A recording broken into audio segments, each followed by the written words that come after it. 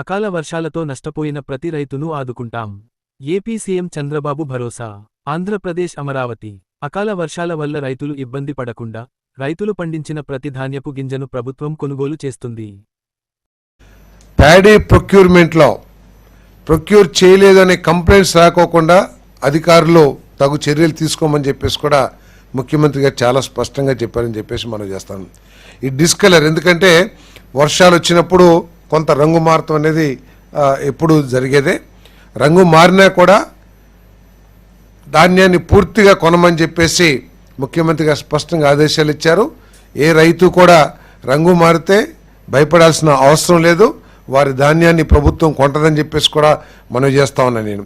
ఒకవేళ లాస్ ఈ వర్షాల మూలంగా లాస్ తక్కువ ఉంటే గనక అది రాష్ట్ర ప్రభుత్వమే భరిస్తుందని చెప్పేసి, అదేవిధంగా పెద్ద ఎత్తున నష్టం ఏదైనా జరిగి ఉంటే గనక ఈ డిస్కలర్ ద్వారా కానీ వేరే ద్వారా కేంద్ర ప్రభుత్వ సహకారం కూడా తీసుకుని నష్టపరిహారాన్ని అందిస్తామని చెప్పేసి ముఖ్యమంత్రి గారు చెప్పారు. కాబట్టి రైతులకి ఎటువంటి ఇబ్బంది లేకుండా ఈ ప్రభుత్వం అన్ని చర్యలు తీసుకుంటుందని చెప్పేసి మనం చేస్తాను.